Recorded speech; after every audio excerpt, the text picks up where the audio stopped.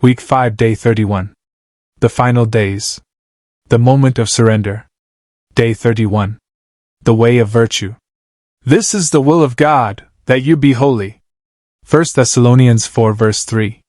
800 years ago, a young Italian man searching for meaning in his life went into a dilapidated old church and heard the voice of God speak to him. Rebuild my church. As you can see, it is in ruins. If you and I listen carefully, I believe we still hear the same voice saying the same thing today. The young man was Francis of Assisi. His first reaction was to repair and rebuild a number of churches in and around Assisi, but the voice kept calling to him. Francis, rebuild my church. As you can see, it is in ruins. Over the past 50 years, we have spent a lot of time, energy, and money building and restoring the physical facilities of our churches. But the voice of God continues to call to us. Once again, God is saying, rebuild my church. And the rebuilding that needs to be done now is of a spiritual nature. The only way for our lives to genuinely improve is by acquiring virtue. Similarly, it is impossible for a society to genuinely improve unless its members grows in virtue.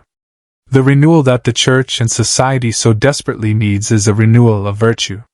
And it is our relationship with Jesus that gives us the strength, the grace, and the wisdom to grow in virtue. What is virtue? It is a habitual and firm disposition to do good. CCC 1833. The great fallacy of the lukewarm moral life is to believe that our sole responsibility is to eliminate vice from our lives. In the absence of a sincere and focused effort to grow in virtue and in openness to God's will for our lives, vice will creep into our lives in the form of 100 different self-centered and self-destructive habits. No man or woman is born virtuous. Good habits are not infused. Virtue must be sought out and can be acquired only by continual practice.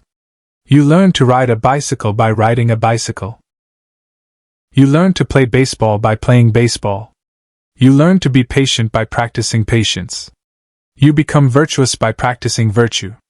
For thousands of years, politicians, philosophers, and priests have all argued about the best way to organize society. Many organizing concepts, including duty, obligation, law, force, obedience, tyranny, and greed have been employed throughout history by various societies and organizations.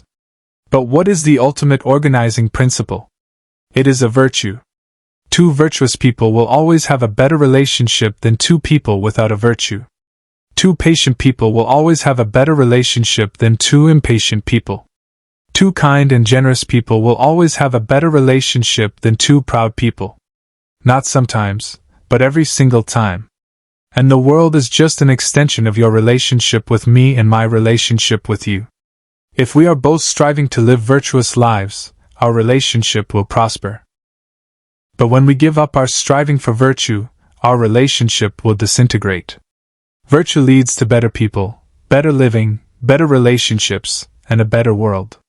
If humanity is to flourish in the 21st century, it will be because we realize once and for all that the key organizing concept of a truly great civilization is virtue. The connection between virtue and the flourishing of an individual is unquestionable. To live a life of a virtue is to move beyond the restlessness and chaos that agonize the human heart, and embrace a life of order coherence. The Church has always proclaimed that the 7 foundational virtues are the cornerstone of the moral life. This foundation is made up of the supernatural virtues, faith, hope, and love, and the 4 cardinal virtues, prudence, justice, temperance, and fortitude. The supernatural virtues free us from self-centeredness, protect us from the ultimate vice, pride, and dispose us to live in relationship with God. The cardinal virtues, which are sometimes referred to as the human virtues, allow us to acquire the self-mastery necessary to make us free and capable of love. They do this by ordering our passions and guiding our conduct in accordance with faith and reason. CCC 1834. The only way for our lives to genuinely improve is by acquiring virtue. To grow in virtue is to improve as a human being. To become a better person today than I was yesterday, this is accomplishment.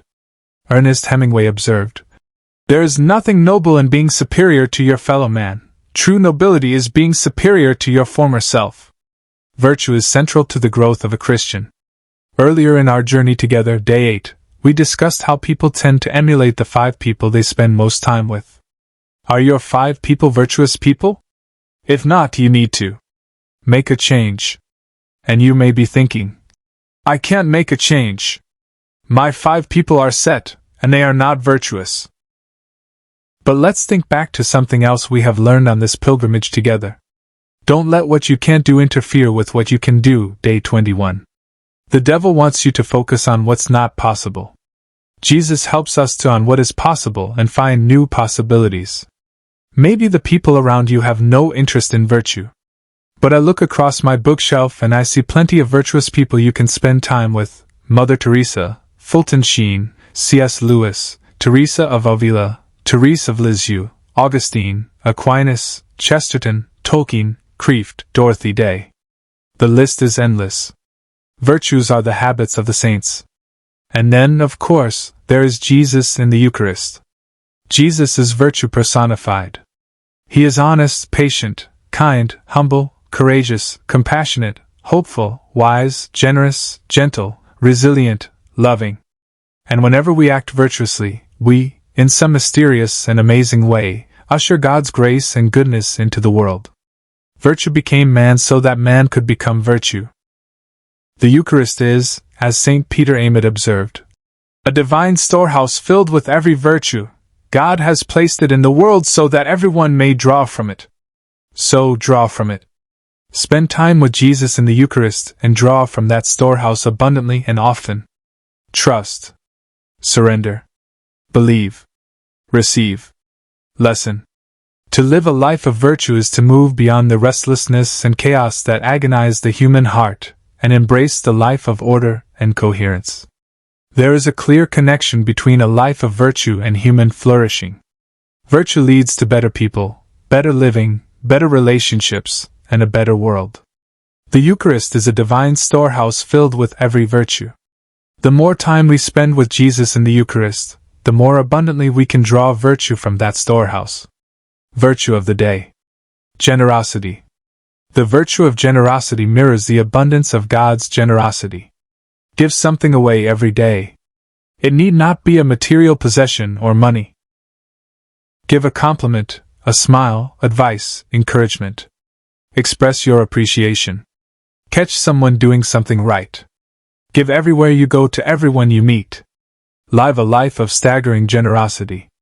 Spiritual communion. Jesus, I believe that you are truly present in the most holy sacrament of the Eucharist. Every day I long for more of you.